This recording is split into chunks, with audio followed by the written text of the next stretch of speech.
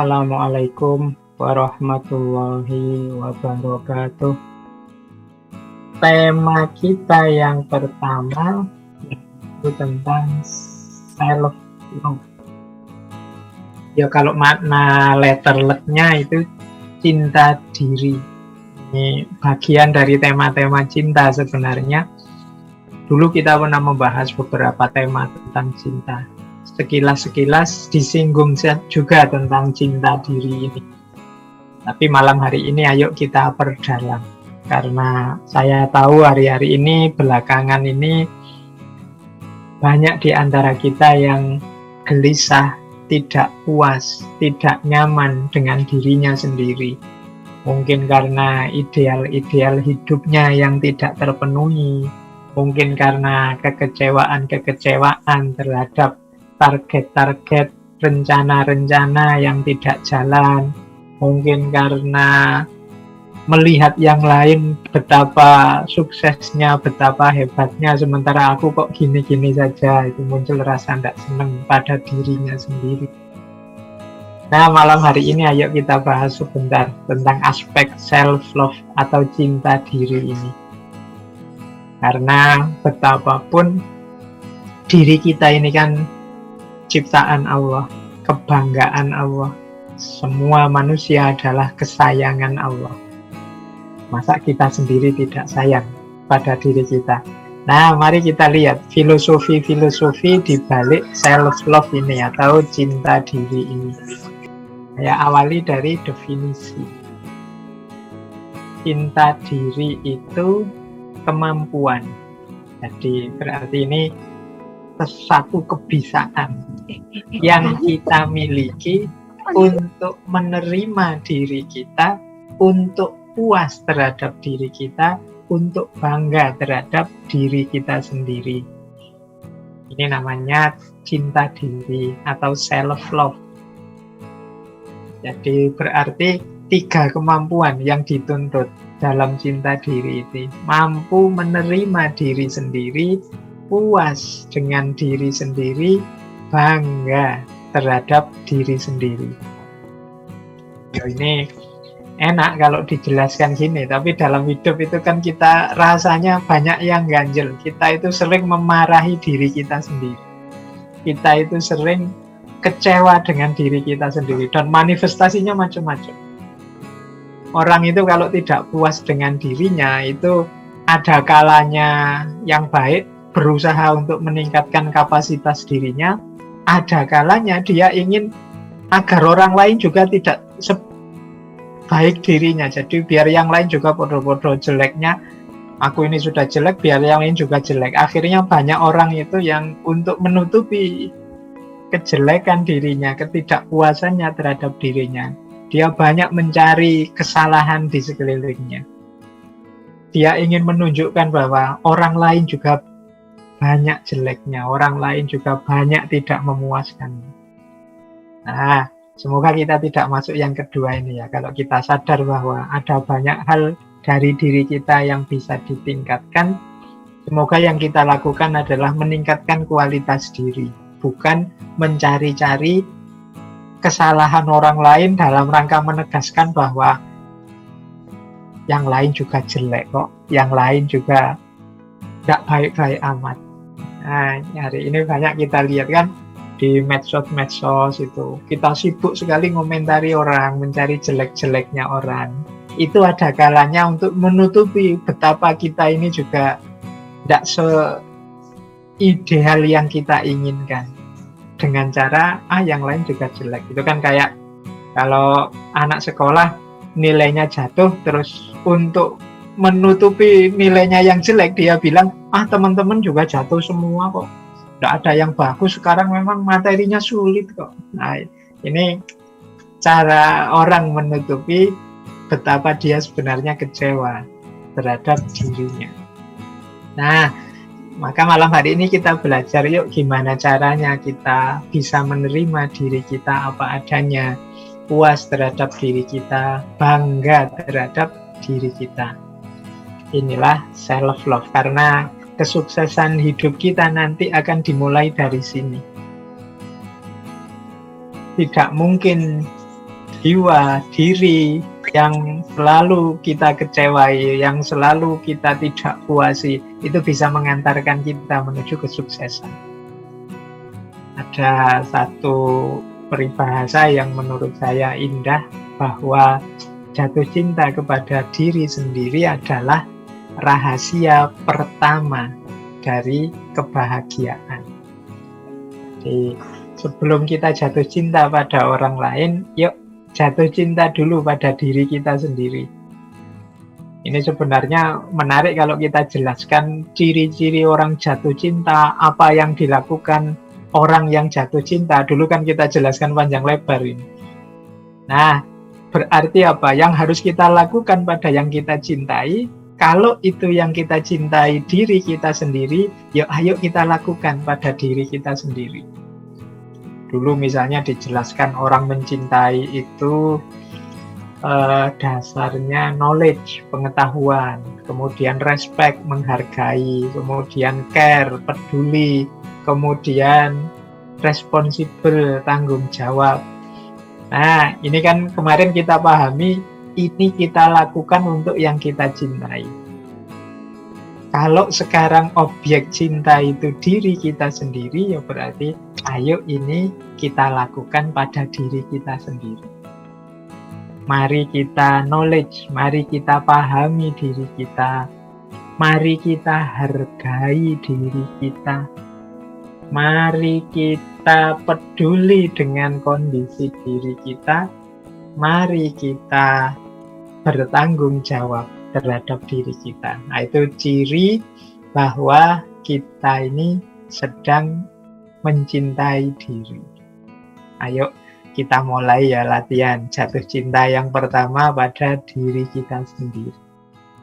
Kuncinya nanti kita memperoleh kebahagiaan. Kalau dalam agama, yo, kalau kita selalu tidak puas terhadap diri kita, terhadap hidup kita, bagaimana kita bisa bersyukur? Kalau kita tidak bersyukur, bagaimana hidup kita bisa bahagia? Kalau kita tidak bahagia, bagaimana kita bisa mewujudkan target-target, capaian-capaian dalam hidup? Baik, kita lanjutkan. Kita awali dari sini dulu deh. Ayo muhasabah dulu. Ini namanya self-hatred mindset. Ini untuk mengidentifikasi, jangan-jangan kita termasuk bukan pecinta diri tapi pembenci diri. Kalau teman-teman punya kualifikasi seperti ini, ayo cepet-cepet tobat, cepet-cepet ganti orientasi, ganti mindset. Ini menunjukkan kita sangat tidak puas terhadap diri kita sendiri. Yang pertama apa? Orang yang membenci diri itu, dia terlalu fokus pada hal-hal yang negatif. Atau cara berpikirnya sering pesimis. Meskipun mengalami hal yang baik, itu tapi sudut pandangnya selalu sudut pandang yang negatif. Misalnya apalah, lulus dengan ujian atau cum laude, itu pun dia wah, cum laude ya buat apa Pak, nanti setelah ini mau kerja di mana, aktivitas apa, saya juga tidak tahu. Ini yang dilihat dia sudut negatifnya terus, padahal dia dapat kelimpahan luar biasa loh, dapat nilai paling tinggi cum laude itu, tapi ya dia masih sambat, masih mengeluh. Bisa misalnya kumpul-kumpul dengan teman-teman, seneng ngopi-ngopi, itu kan menggembirakan, membahagiakan, tapi dia mungkin lihat sudut pandang yang negatifnya. Kalau kita kayak gini terus, ini gimana masa depannya Indonesia misalnya, pokoknya mikirnya negatif terus, pesimis terus. Alhamdulillah sudah sadar mau sholat misalnya, ibadahnya lengkap, itu pun dia masih pesimis. Ibadah seperti ini yo belum mesti diterima sama Allah kalau itu, jadi mikirnya terus negatif lagi, pokoknya mikirnya nyari sudut-sudut yang negatif terus, pesimis terus. Ini kalau diajak ngomong mesti tidak enak orang yang serba negatif ini. Jadi Kalau kita punya karakter ini, jangan-jangan mindset kita adalah self-hatred, membenci diri. Kita tidak pernah bersyukur, mesti kita isinya mengeluh terus. Karena yang kita lihat sudut negatifnya. Tidak punya pacar, sambat. Punya pacar, ya sambat. Uangnya banyak, sambat. Wah, uang banyak tapi tanggung jawab juga banyak, kerja capek. Kerja siang sampai sore, sampai malam, tidak ada istirahatnya. Masih sambat. Dapat pekerjaan, ya sambat, mengeluh. Apalagi tidak dapat pekerjaan. Nah, ini cara berpikir negatif, pesimis. Jadi diri kita ini tidak ada baiknya sama sekali, wong yo. Teman-teman membacanya secara negatif terus. Yang kedua, self-hatred itu suka membandingkan dengan orang lain. Biasanya ya orang lain yang lebih sukses, orang lain yang dianggapnya lebih berhasil. Jadi selalu bilang, wah enak sampean, wah lebih bagus sampean, wah lebih, pokoknya selalu melihat orang itu sebagai lebih tinggi, lebih sukses, lebih berhasil dibandingkan aku.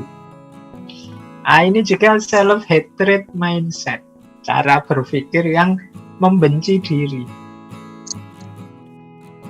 Pokoknya melihat orang lain itu rasanya enak saja, sementara hidupku ini kok susah terus ya. Nah, ini kemungkinan self-hatred. Kita tidak tahu betapa anugerah Allah pada diri kita ini sebenarnya sangat banyak.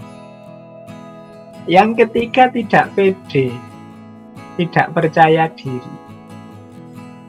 Nah, kalau ini juga mungkin teman-teman sering ngalami juga. Padahal bisa loh kalau mau. Padahal mungkin saja loh kalau serius. Tapi kita lebih memilih, aku ini apa sih? Aku ini tidak penting, aku ini. Nah, itu nanti self-hatred mindset.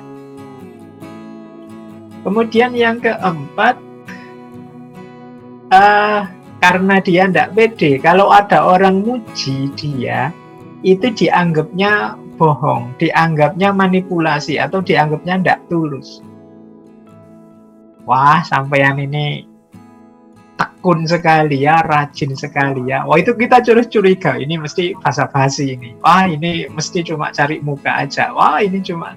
Jadi kita tidak bisa menerima orang muji kita itu. Kita mikirnya selalu, wah ini mesti tidak tulus ini.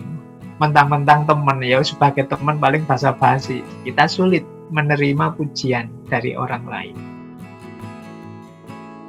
Terus yang kelima, self-hatred mindset itu menganggap bahwa orang lain itu tidak suka dirinya. Kalau ada orang ngumpul-ngumpul, dia curiga, ini mesti ngomongin saya ini mesti ngerasani aku, mesti. Nah, itu kecurigaan berlebihan ini berawal dari kita tidak pede, tidak percaya diri pada diri kita sendiri. Kita menganggap diri kita ini banyak lubangnya, banyak jeleknya, dan semua orang melihat itu. Sehingga menganggap orang-orang itu mesti tidak senang sama saya, mesti aku dianggap rendah, mesti aku dianggap bukan orang penting. Nah, ini self-hatred mindset. Kalau tadi dipuji tidak percaya, kalau dikritik dianggap menghina. Ini kan sulit orang self-hatred. Kalau dipuji malah dianggap basa-basi. Begitu kita kritik, kalau begitu sampean jangan gitulah, mbok rajin begitu, dianggap menghina. Jadi, ini berat juga menghadapi orang yang self-hatred ini.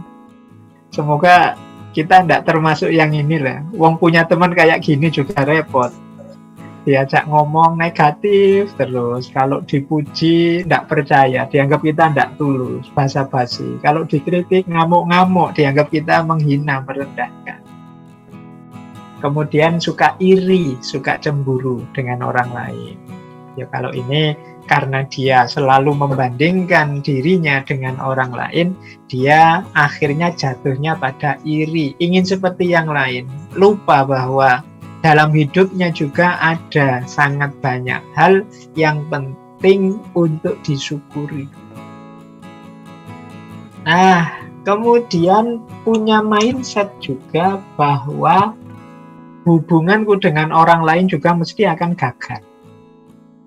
Karena aku ini orangnya seperti ini. Nah, itu misalnya urusan kita jatuh cinta sama lawan jenis misalnya, itu dia mesti terus tidak pede, mesti gagal. Kenapa? Karena aku ini bukan apa-apa, aku itu tidak punya apa-apa. Nah, ini termasuk self-hatred mindset. Meskipun lawan jenisnya sudah ngode-ngode, mbok kamu segera nembak, mbok kita ini segera diresmikan, tapi ya karena dia perspektifnya negatif, ya mikirnya, apalah aku ini, siapakah aku ini, dan seterusnya. Akhirnya ya ndak jalan-jalan. Ya nanti kalau ditembak duluan sama yang lain, ya jangan nangis, wong sudah dikasih kesempatan kamu ndak maju-maju. Terlalu banyak mikir betapa aku ini siapa. Nah, dan ndak berani bermimpi. Orang self-hatred ini dia ndak berani mimpi, ndak berani bercita-cita tinggi karena menilai dirinya terlalu rendah. Jadi teman-teman, dimulai dari sini, mari kita mulai membangun persepsi yang positif terhadap diri kita.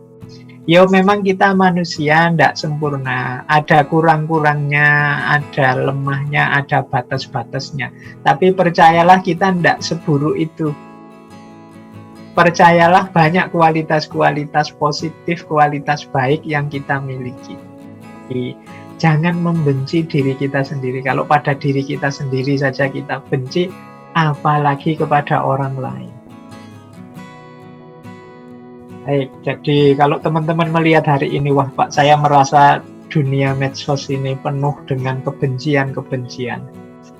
Lontaran-lontaran saling caci maki, saling merendahkan, saling menjatuhkan.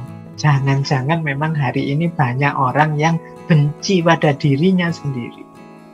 Sehingga keluarnya adalah kebencian-kebencian pada yang lain. Karena mindsetnya seperti ini, akhirnya melihat apapun serba negatif. Ya, seperti pepatah itu loh, orang hanya memberikan apa yang dia miliki. Kalau yang dia miliki dalam dirinya adalah kebencian-kebencian, keluarnya ya mungkin hanya kebencian-kebencian saja. Jadi pijakannya ini ya, mari kita perbaiki kalau teman-teman punya karakter semacam ini. Yuk kita lanjutkan. Kita jelajahi dulu dunia filsafat yang membahas tentang self-love ini. Ada beberapa yang menurut saya menarik, gagasan-gagasan para filsuf. Misalnya saya awali dari Buddha Gautama. Ada quote terkenal sekali dari beliau, engkau dirimu sebagaimana siapapun di seluruh alam semesta ini berhak atas cinta dan sayangmu. Jadi ini Buddha menegaskan hidup ini ya memang harus kita isi dengan cinta dan kasih sayang saja. Baik terhadap diri kita maupun terhadap yang lain. Kalau kasih sayang terhadap yang lain kan sudah sangat sering diceramahkan, sudah sangat sering disampaikan. Yang jarang itu untuk kita menyayangi diri kita sendiri. Maka Buddha mengingatkan, engkau juga berhak kok atas kasih sayang dan cinta itu. Kalau kalian siap berkorban apapun untuk yang kalian cintai di luar diri, harusnya kalian juga siap berkorban untuk dirimu sendiri. Untuk kesuksesanmu, untuk keberhasilanmu, untuk kenyamanan hidupmu. Karena engkau juga berhak atas cinta dan kasih sayang itu. Kalau dalam diri kita ada kualitas cinta dan kasih sayang yang luar biasa, masa ya hanya kita kasih ke orang lain? Tidak kita nikmati juga untuk diri kita. Bukankah seandainya ini makanan yang sangat bergizi? Jadi harusnya ya tidak hanya kita bagi ke orang lain, tapi juga kita arahkan untuk diri kita sendiri, karena kita juga berhak. Jadi ini dari yang pertama. Yang kedua, misalnya dari Thich Nhat Hanh.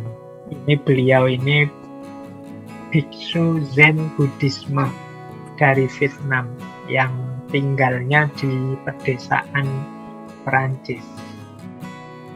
Kata beliau, mencintai diri sendiri adalah fondasi untuk mencintai orang lain. Nah ini, kalau ini mungkin teman-teman sudah paham ya maksudnya. Tidak mungkin kita bisa mencintai orang lain tanpa kita mencintai diri sendiri. Yang ketiga, dari Osho. Saya dulu pernah janji untuk bahas tokoh. Beliau ini mistikus dari India. Punya gerakan mistik namanya gerakan Rajneesh. Beliau ini nama lengkapnya Begawan Sri Rajneesh. Biasa dipanggil Osho. Gagasan-gagasan spiritualitas mistiknya luar biasa. Nanti kita cari momen untuk membahas beliau secara khusus.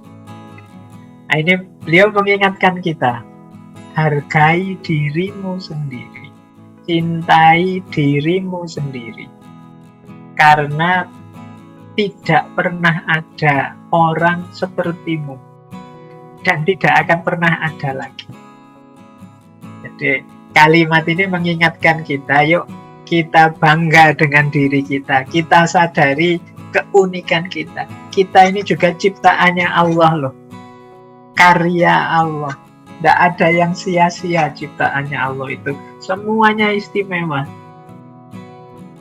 Maka untuk membangun self-love tadi, mari dicintai diri kita sendiri.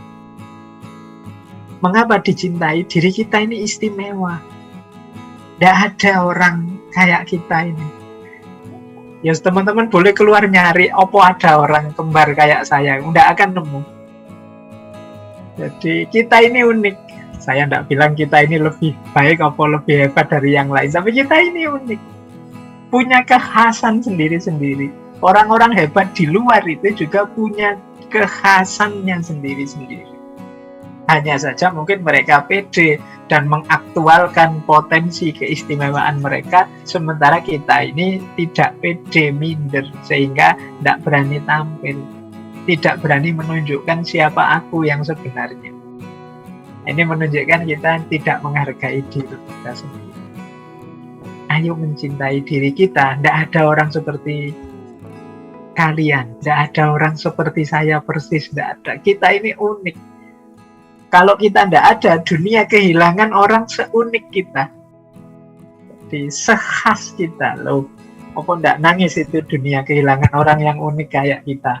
Nah ini gayanya Rajneesh kalau mendorong kita untuk pertama-tama memang mencintai diri kita sendiri. Jangan dibalik. Dibalik itu kita lebih fokus mencintai yang lain, yang di luar diri, lupa bahwa dasarnya mencintai yang lain yang di luar diri itu ya kita harus mencintai diri kita.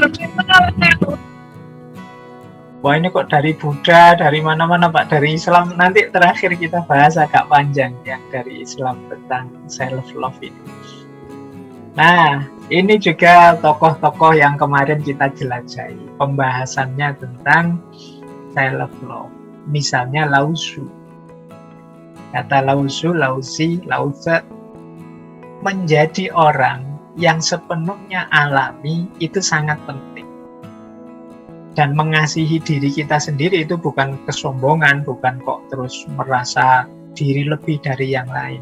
Bukan kesombongan, tapi kewarasan, alami kok. Manusia itu ya secara alami sebenarnya suka dengan dirinya. Kalau orang Jawa itu kan punya pepatah tresno jalaran saka kulino. Loh yang paling kulino di antara semua makhluk di muka bumi itu kan kita dengan diri kita sendiri. Itu loh.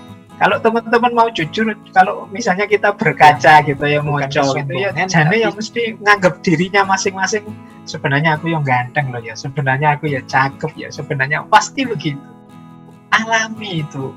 Jadi orang yang waras itu ya pasti dia menganggap ya meskipun aku begini-begini ya penting lah aku begini-begini. Jadi kalau tadi ada orang yang self hatred itu sebenarnya tidak alami.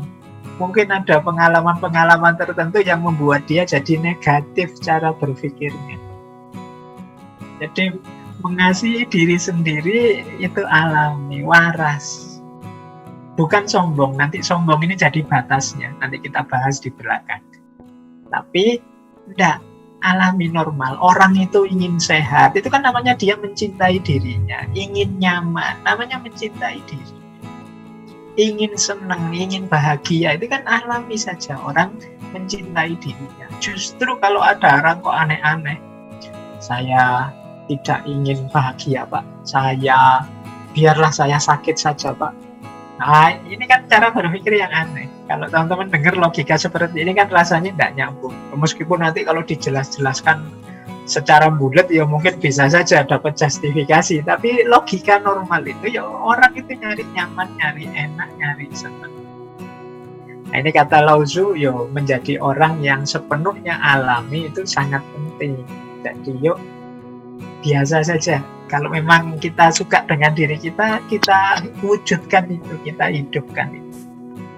Bahkan kata Spinoza, memelihara diri, peduli pada diri sendiri itu termasuk kebajikan yang tertinggi. Oke. Berarti kalau tadi kan awalnya cinta diri baru cinta yang lain. Kalau ini yang tertinggi berarti puncaknya. Kata Spinoza, filosof barat. Ada lagi ini dari filosof Stoa kemarin, Kaisar Marcus Aurelius. Kata Marcus Aurelius, terlepas dari apa yang terjadi dalam hidupmu atau bagaimana orang memperlakukanmu, bagaimana engkau memperlakukan dirimu sepenuhnya terserah kepadamu. Jadi hidup kita ini sepenuhnya ada di tangan kita kok. Kita mau mengolahnya seperti apa, kita mau menyikapinya seperti apa, itu sepenuhnya tergantung kita. Loh, tapi kalau ada orang maki-maki kita, Pak, kalau ada orang menyerang kita, menyakiti kita, loh, orang itu kan ada di luar diri kita. Ada orang maki-maki kita, terus kita bilang, ya terserah kamu lah, kamu maki-maki. Aku tetap senang dengan diriku, aku tetap bahagia dengan diriku. Itu kan bisa. Yo, kita biasanya orang maki-maki terus kita tersakiti, kita balas maki-maki, ya sudah peristiwanya akan jadi seperti itu, pertarungan saling menyakiti dan saling tersakiti. Padahal kita loh yang mengendalikan diri kita ini sepenuhnya. Kita mau bahagia, bersyukur atau mau panik, gelisah karena komentarnya orang, itu kan sepenuhnya tergantung kita. Ya terserah kamu lah mau komentar apa, wong. Aku bahagia kok dengan caraku yang seperti itu. Itu kan bisa. Meskipun kita sering bersikap sebaliknya, waduh kok dikritik ini, waduh kok diserang ini, wah itu kan. Kadang-kadang kita terus defensif karena kita merasa lemah, kalah, terus balik nyerang, nyari salah-salahnya sana. Akhirnya yang sana mengungkap, bongkar kesalahan-kesalahan kita, kelemahan kita, yang sini juga begitu, balas dendam. Akhirnya buka-bukaan, terus sama-sama tersakiti, sama-sama pisah-pisahan, tawuran, gegeran. Ini katanya Marcus, ayo, wong kita ini yang penguasa diri kita sepenuhnya kok. Kita bisa mengatur apapun yang kita inginkan. Mari kita arahkan ke yang positif, yang baik-baik saja. Entah orang melakukan apa, entah orang komentar apa, entah orang mempengaruhi apa dalam hidup kita, tapi kendali sepenuhnya hidup kita ada di tangan kita. Katanya Kaisar Marcus selanjutnya, jika engkau tidak menghormati keinginanmu sendiri, tidak akan ada orang lain yang menghargainya. Engkau hanya akan menarik orang-orang yang tidak menghormati dirimu sebagaimana dirimu. Jadi kalau kita tidak menghargai diri kita, jangan harap orang lain akan menghargai kita. Ya orang akan bersikap sebagaimana kita bersikap. Jadi misalnya, saya ini apa Pak, saya ini orang rendahan, saya singkir-singkirkan saja lah Pak, saya ini tidak penting. Loh itu nanti teman-teman sekitarmu yang datang ya akan mengikuti sikapmu itu. Dia itu maunya disingkir-singkirin kok, dia itu maunya. Jadi kalau kita tidak menghargai diri kita sendiri, ya orang akan melihat kita, wah iya ya, dia inginnya dibegituin, dia pinginnya di pinggir-pinggirkan, dia merasa dirinya rendah, ya orang akan menyesuaikan dengan kita. Jadi kata Markus, engkau karena tidak menghormati dirimu, ya orang-orang di sekelilingmu akan tertarik untuk tidak menghormati dirimu juga sebagaimana diri. Oke. Ya teman-teman kan pengalaman, kalau di pergaulan sehari-hari kan kita kalau ada teman, itu kan kita perhatikan bagaimana dia bersikap. Kalau dia serampangan sembarangan, ya kita menyesuaikan kayak dia. Kalau dia bolak-balik misuh, ya nanti kita ikut sekali-sekali misuh bareng dia. Tapi kalau dia jual mahal, kita juga kan agak menarik diri. Jadi orang itu bagaimana dia menyikapi, membentuk dirinya, orang lain akan menyesuaikan dengan itu. Kalau teman-teman dekat, ada teman yang pendiam, kita yang cerewet itu kan juga agak menyesuaikan. Ini temanku pendiam sekali ya, ini aku mau ngomong banyak kok sungkan ya, nggak enak dia ini. Kita menyesuaikan.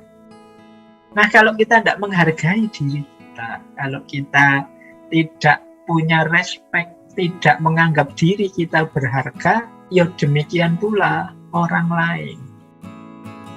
Jadi kata Markus, kalau engkau tidak menghormati keinginanmu sendiri, tidak akan ada orang lain yang menghargai. Kau hanya akan menarik orang yang tidak menghormatimu, sebagaimana engkau tidak menghormati dirimu. Baik, jadi ini beberapa filosofi tentang self-love. Nah, ada teori seperti ini. Tanda-tanda orang yang cinta pada dirinya, orang yang punya kualitas self-love. Ini dilihat dari urutan zamannya. Orang yang mencintai dirinya itu, dia melihat masa lalu tanpa penyesalan. Melihat hari ini dengan rasa syukur, dan melihat masa depan tanpa rasa khawatir. Kalau teman-teman punya kualitas ini, mungkin tenang hidupnya. Hari ini melihat masa lalu dan tidak menyesal. Lupakan di masa lalu kadang-kadang kita melakukan salah, melakukan dosa. Iya, tidak menyesal itu dalam arti itulah yang kemarin aku lakukan, aku terima. Sekarang akan aku perbaiki. Ternyata aku masih kurang di sini, aku masih lemah di sini. Aku terima situasiku itu dan aku perbaiki sekarang. Kan banyak orang yang hidupnya murung terus, gelisah terus karena menyesali masa lalu. Orang yang semacam ini kan orang yang tidak bisa menerima bahwa kemarin itu aku salah, kemarin itu aku keliru, aku harusnya tidak begitu, aku harus tidak. Jadi dia hidupnya kacau hari ini karena apa? Menyesali masa lalu. Ya kalau cuma disesali hanya akan menggelisahkan. Kita terima, wong dia sudah terjadi. Kalau orang Jawa itu punya prinsip rilo lan rimo. Ya sudah, kita relakan yang sudah terjadi. Yang memang bisa diperbaiki, kita perbaiki. Yang keliru-keliru kita benarkan lagi. Ini namanya melihat masa lalu tanpa penyesalan. Kita sering mencela diri kita, memarahi diri kita gara-gara masa lalu ini. Kenapa aku dulu lemah, kenapa aku dulu pengecut, kenapa aku dulu tidak pemberani, kenapa aku dulu kok tidak serius belajar. Nah ini kalau kita bawa sampai hari ini, itu kita akan gelisah sendiri. Hidup kita tidak akan tenang, tidak akan nyaman. Salah satu indikasi bahwa kita tidak mencintai diri kita. Diri kita jadi sumber penyesalan. Nah yang kedua, melihat hari ini dengan rasa syukur. Jadi menghadapi hidup ini segala dinamikanya kita syukuri. Selalu ada sudut-sudut yang membahagiakan asal perspektif kita positif. Kalau kita ujian kok tidak lulus, oh berarti memang disuruh belajar lagi. Berarti kemampuannya belum cukup. Alhamdulillah loh masih ada nilainya misalnya. Nah, ini jiwa yang bersyukur. Kok melakukan apa gagal, berarti harus berusaha lagi, harus berupaya lagi. Berarti memang kemampuanku hanya sampai ini, harus di-upgrade lagi. Yang sudah aku peroleh, aku syukuri. Yang belum, aku kembangkan lagi. Nah, ini menghadapi hidup dengan rasa syukur. Dan melihat masa depan tanpa rasa khawatir. Ini juga sering mengganggu hidup kita. Kuliah jadi tidak serius karena mikir, aduh Pak, saya kuliah kok jurusannya jurusan ini ya, besok masa depanku kayak gimana. Nanti kita berkaca lihat diri kita, aduh Pak, wajahku kok kayak gitu ya, kira-kira ada enggak yang mau sama saya ya nanti ini. Jadi kita khawatir masa depan terus. Pak, saya itu kan cuma lulusan ini, nanti paling pekerjaannya ya seputar-seputar karir di situ. Bisa enggak ya saya jadi orang kaya besok itu, padahal saya pinginnya punya rumah, punya mobil, punya, khawatir lagi kita. Banyak sekali kita khawatir. Pak, saya nanti kalau punya anak kira-kira bisa didik enggak ya Pak? Yo saya ini orang kayak gini loh. Anakku niru aku kan susah saya nanti Pak. Gelisah lagi. Banyak hal yang tidak penting yang masih jauh, masih di luar jangkauan kita gelisahkan, kita khawatirkan. Ini di antara ciri kita tidak puas dengan diri kita. Kita belum mencintai diri kita. Maka teman-teman yuk, mulai hari ini kita cintai diri kita. Yang sudah berlalu kita relakan, yang masih keliru-keliru kita perbaiki. Yang sudah jalan itu tidak kita posisikan sebagai sumber penyesalan, tapi kita jadikan sumber pelajaran. Problem apapun yang kita dapat, kita terima hari ini, kita iringi dengan rasa syukur bahwa oleh Allah kita masih diberi daya, kekuatan, umur, teman, dukungan dari mana-mana untuk menyelesaikan banyak problem-problem kita. Tinggal kita mau atau tidak. Nah, ini hidup yang bersyukur. Untuk masa depan, pasrahkan semua pada Allah. Yang penting hari ini kita hidup dengan the best version of diri kita.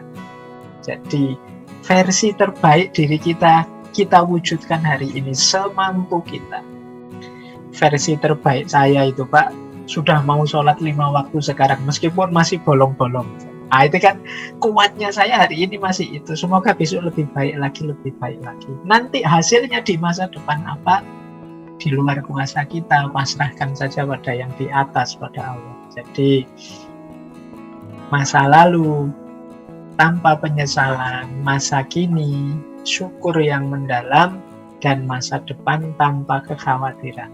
Ini menunjukkan kita puas dengan diri kita. Indikasi bahwa kita mencintai diri. Jadi ini penting bagi teman-teman untuk membangun kualitas dan kualifikasi ini. Nah, kalau ini manifestasi. Manifestasi itu bukti bahwa kita ini benar-benar sosok yang mencintai diri kita. Nah, ini istilahnya ada self-nya semua. Ini menurut saya konsep diri yang ideal, yang mencintai dirinya. Yang paling dasar, paling awal, orang yang mencintai diri itu adalah self-awareness. Self-awareness itu orang yang menyadari dirinya. Jadi self-awareness itu ya orang yang punya pengetahuan, sadar tentang kondisi dirinya. Oh, aku itu orangnya kayak gini loh.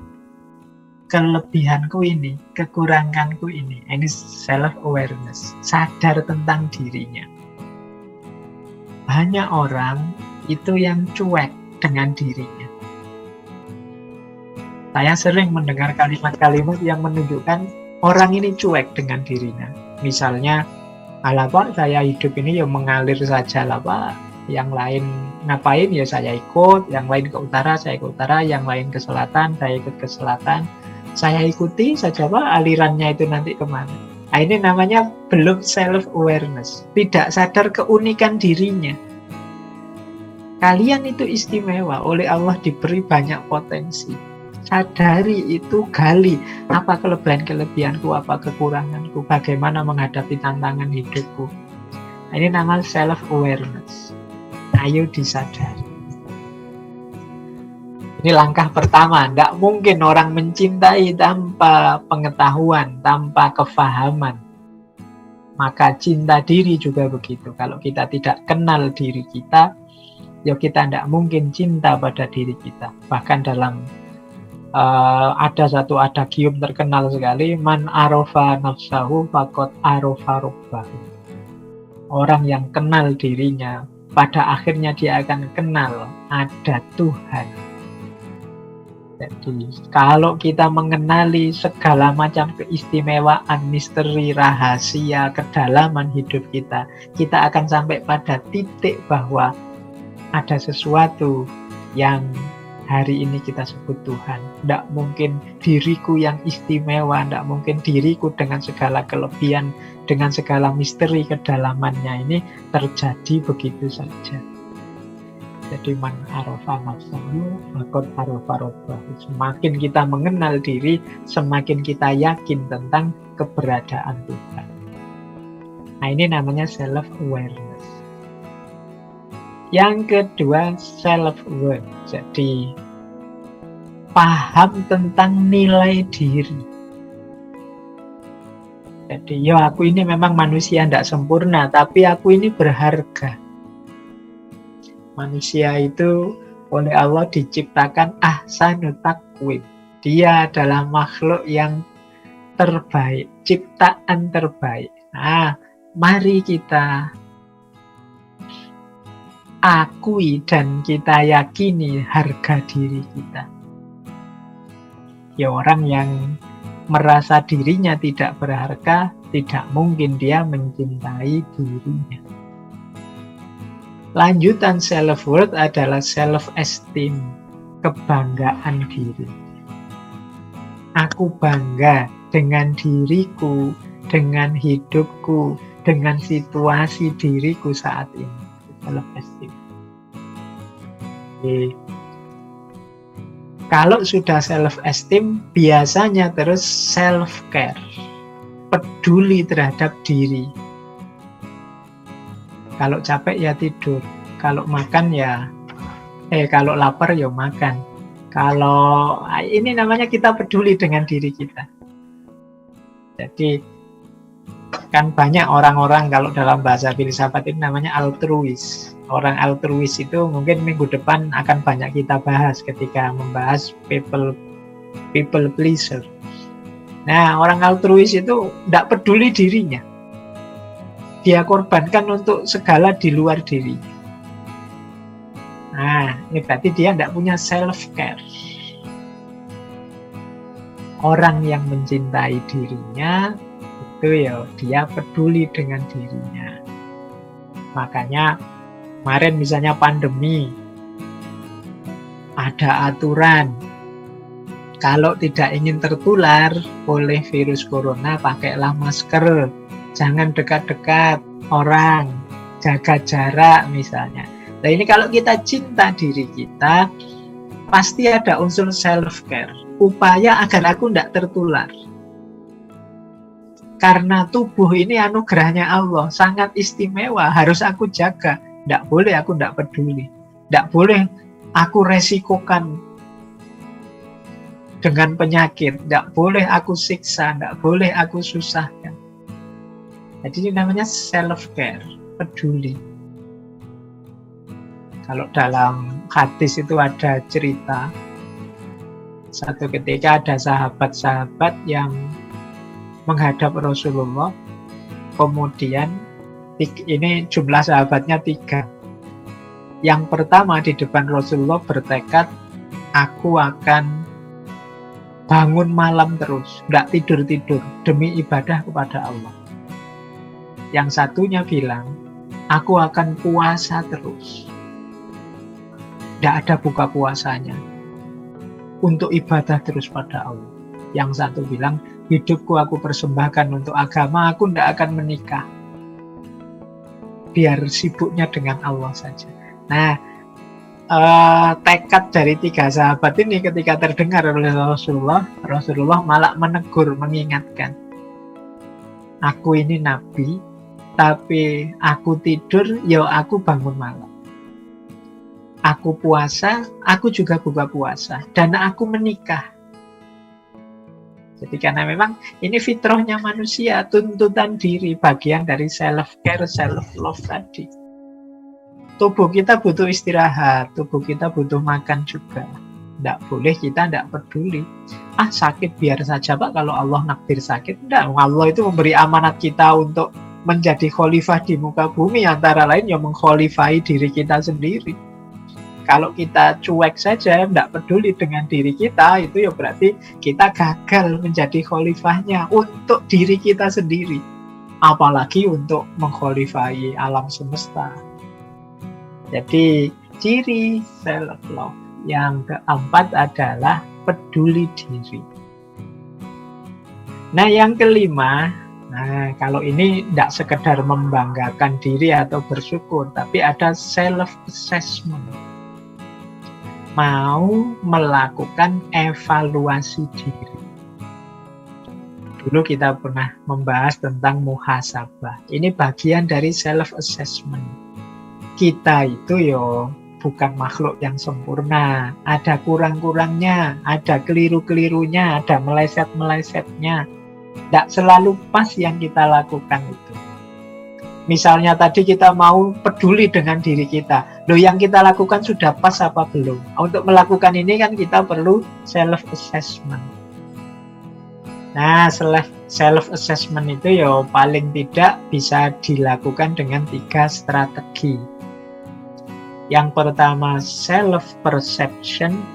Self-perception itu kita merenungi sendiri, mempersepsi diri kita sendiri. Yang kedua, self-comparison. Kita membandingkan dengan orang-orang baik misalnya. Wah, Pak Ustadz itu yang sering saya dengarkan, beliau ini puasa Senin Kemis terus loh ya. Berarti aku tidak ada apa-apanya. Aku harus niru seperti itu mungkin. Itu namanya self-comparison. Wah, temanku ini kok sabar sekali ya. Sementara aku kok mudah tersinggung, mudah marah ya. Berarti aku harus mulai menata diri. Ini lewat self-comparison. Jadi kesadaran bahwa kita ini masih banyak kekurangan-kekurangan. Maka kita teliti dalam diri kita. Di titik mana aku itu kurang. Ini namanya self-comparison. Yang ketiga, feedback. Jadi feedback itu kita tetap terbuka mendengarkan kalau ada teman mengkritik, kalau ada teman memberi masukan, kalau ada orang usul apa untuk kebaikan kita. Karena kadang-kadang kita itu memikirkan diri kita sendiri itu kurang objektif. Jadi karena kita terlibat dengan diri kita terus, kita merasa sudah benar kok, sudah sesuai kok. Orang lain yang tahu, belum, sampean itu ada kurangnya. Nah, di sini pentingnya teman. Karena kadang-kadang kita sendiri sulit untuk objektif dengan diri kita. Terlalu dekat, karena kita di situ tiap hari, tapi orang lain yang ngerti. Kita mungkin bagi orang pemarah, marah itu wajar saja, normal saja. Kalau ada yang keliru, tidak pas, memang harus dimarahi. Nah, itu karena kita tiap hari begitu. Tapi teman kita yang bisa ngasih masukan, Mas, marah itu wajar, tapi kalau kayak sampean ini sudah tidak wajar ini, apa-apa dikit marah, apa-apa dikit marah. Itu namanya feedback. Penting bagi kita dalam konteks self-assessment, mengevaluasi diri. Jadi orang yang mencintai diri itu tidak hanya kok setuju saja, mengunggul-unggulkan dirinya saja, tidak begitu. Tapi juga mengevaluasi dirinya. self assessment. Kalau sudah ketemu titik-titik mana kita ini kurang, titik-titik mana kita ini harus diperbaiki, pada akhirnya harus mau self refinement. Self refinement itu memperbaiki diri. Tidak sekedar tahu di mana saya lemah, tapi juga aku akan memperbaiki diriku biar jadi lebih baik. Nah, ini manifestasi dari self love juga, jadi self refinement. Setelah melakukan evaluasi, sekarang ditindaklanjuti dengan memperbaiki diri.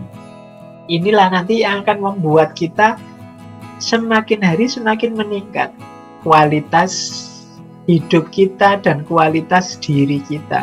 Semakin kualitas diri kita meningkat, semakin cinta kita pada diri kita. Alhamdulillah sekarang saya rajin puasa. Alhamdulillah sekarang saya sudah bisa rutin sedekah. Alhamdulillah. Ini peningkatan-peningkatan yang membuat kita tambah jatuh cinta pada diri kita. Kalau flat-flat saja, tidak ada peningkatan apa-apa, ya mungkin lama-lama kita bosen juga dengan diri kita. Diriku ini kok kayak gini terus, tidak ada perkembangan apa-apa. Itu biasanya ya terus kita kecewa dengan diri kita. Tapi kalau sedikit-sedikit kita sadari, saya juga meningkat kok sedikit-sedikit, aku juga ada naiknya, mungkin bagian ininya, bagian itunya, itu akan menguatkan self-love.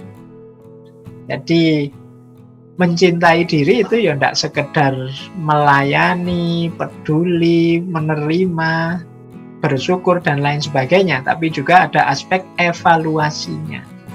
Ada aspek perbaikan diri.